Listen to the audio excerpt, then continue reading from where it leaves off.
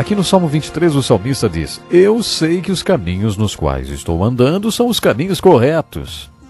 Eles são caminhos de justiça para mim, tenho certeza disso.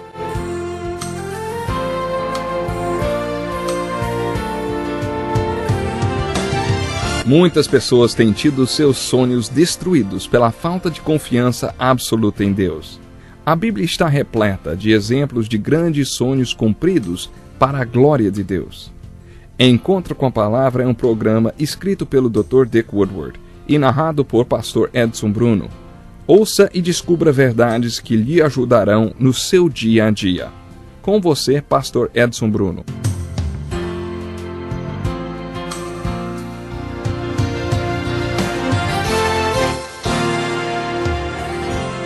É uma alegria muito grande dar as boas-vindas a você para mais um encontro com a Palavra. Esse é um estudo de toda a Bíblia, do Gênesis ao Apocalipse, que já nos trouxe ao livro e ao capítulo da Bíblia que eu mais gosto.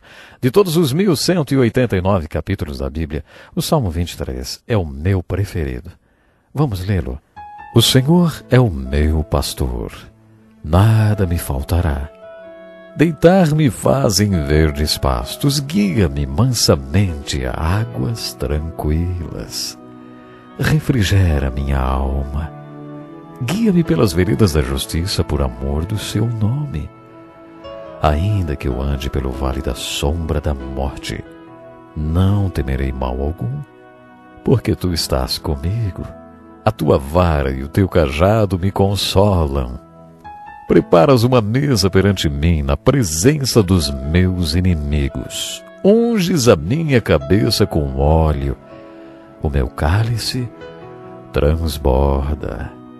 Certamente que a bondade e a misericórdia me seguirão todos os dias da minha vida, e habitarei na casa do Senhor por longos dias. Este maravilhoso salmo é um salmo de pregação em que o salmista fala ao homem sobre Deus. O Salmo 23 é o salmo de um homem abençoado, e Davi foi um homem abençoado. Ele tinha tudo. Quais as coisas que você mais quer na vida? Pastagens verdes simbolizam as coisas materiais que necessitamos. Davi diz: Em verdes pastagens me faz repousar.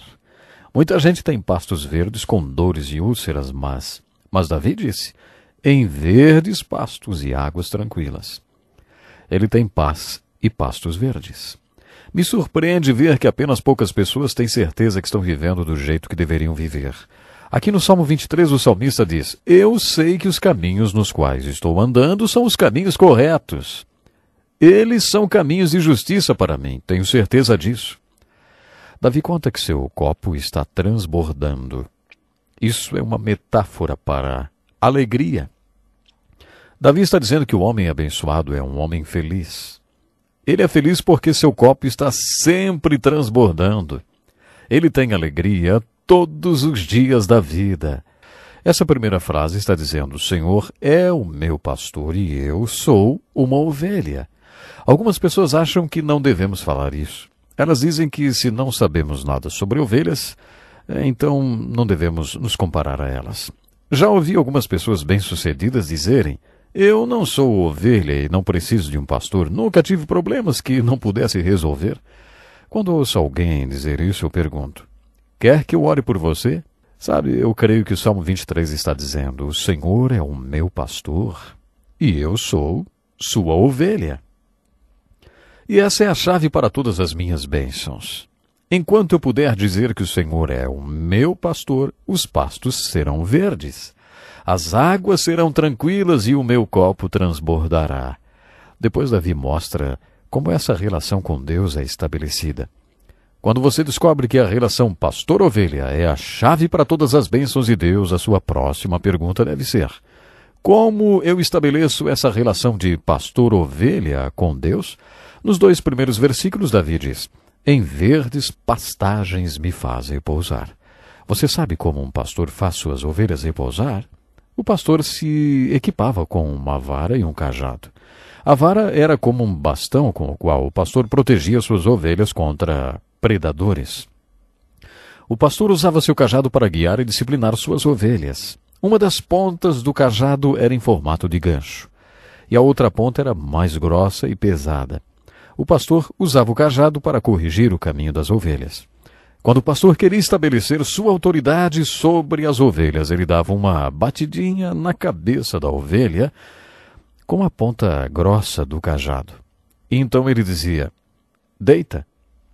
Certa vez ouvi uma história sobre um recruta na academia de polícia que se saiu muito bem no combate corpo a corpo.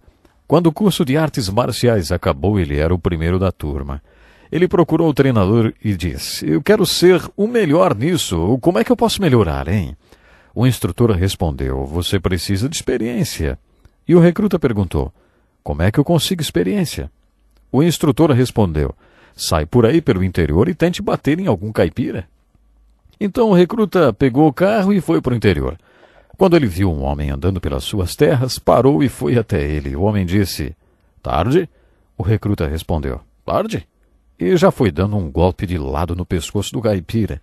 O golpe fez o caipira cair de joelhos. O caipira então balançou a cabeça e disse: que é isso, moço?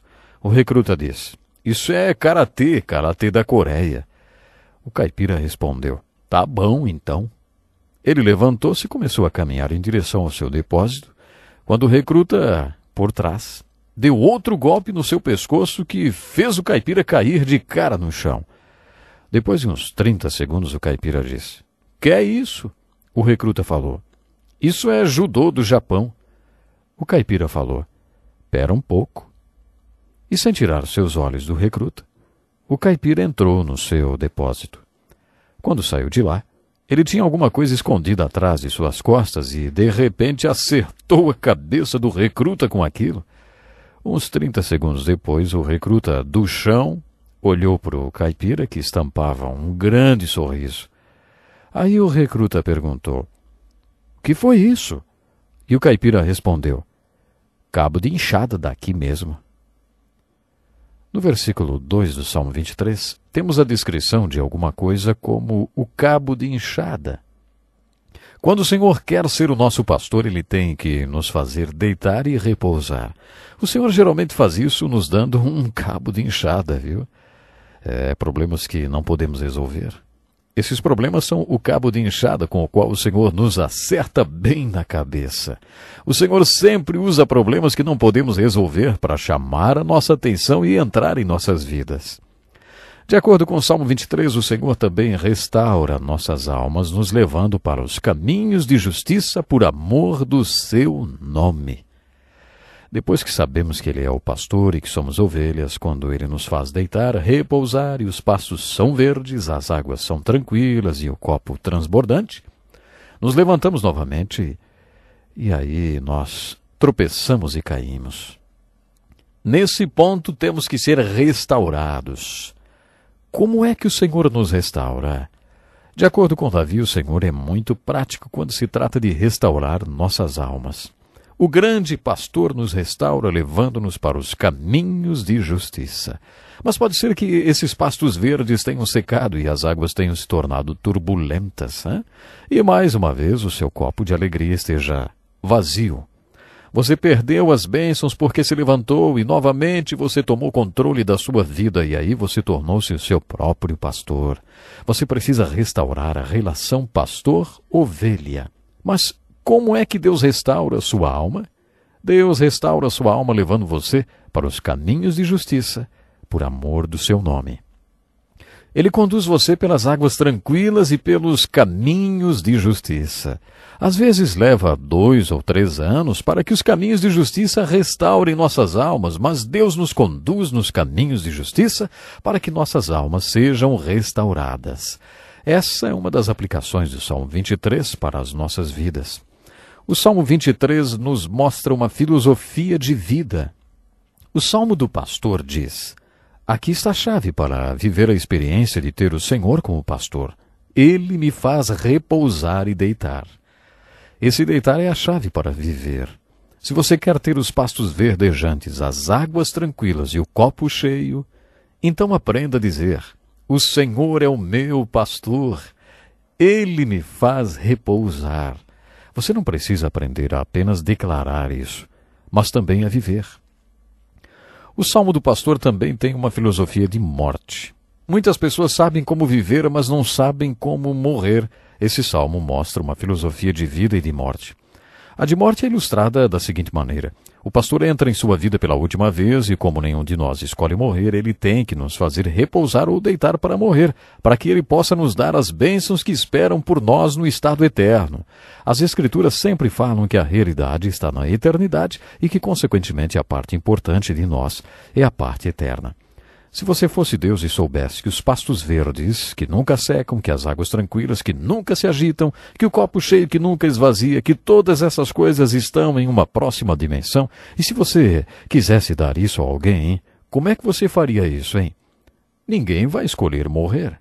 Então você faz a pessoa repousar e deitar para a morte. Deus, então, pode dar as realidades eternas que duram para sempre. É assim que muitas pessoas veem o Salmo 23. Ele me faz deitar, repousar na morte, porque quer me dar as bênçãos eternas. O Salmo 23 nos dá uma prescrição contra o erro. Muitas pessoas sabem como viver e algumas sabem até como morrer, mas poucas pessoas sabem como errar. Muitas pessoas vivem com medo de errar.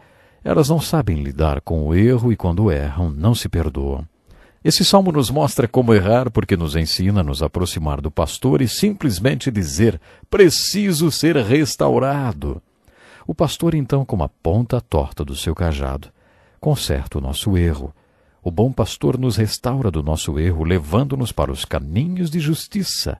E esses caminhos de justiça vão nos restaurar. Pode levar anos, mas vão nos restaurar. A afirmação mais importante desse salmo é: o Senhor é o meu pastor. Só depois que o Senhor nos fez deitar e repousar que Ele pode nos conduzir. Quando Ele começa a nos conduzir, podemos dizer que não tememos nenhum perigo. Não tememos o mal porque sabemos que Ele está conosco. Sabemos que sua vara, que representa sua capacidade de nos proteger, e seu cajado, que representa a sua capacidade de nos conduzir, podem ser nosso grande consolo. Quando nos surpreendemos com problemas e dificuldades, sabemos que Ele nos prepara uma mesa que representa sua provisão para nós. Você quer aplicar o Salmo do Pastor na sua vida? Ele pode ser verdadeiro e prático para você. Será que você pode dizer hoje: o Senhor é o meu pastor? Ele quer ser o seu pastor. Ele quer comandar a sua vida. Mas você precisa sentir esse desejo, abrir seu coração e dizer: o Senhor é o meu pastor. Até o próximo programa.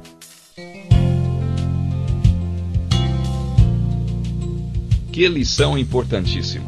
Obrigado, pastor Edson Bruno. Prezado ouvinte, coloque em prática o que você ouviu aqui.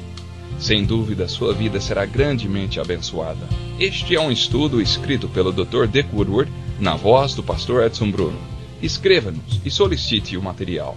Nosso endereço é Encontro com a Palavra, Caixa Postal 2011, CEP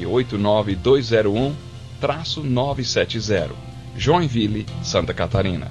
Até o nosso próximo encontro com a Palavra.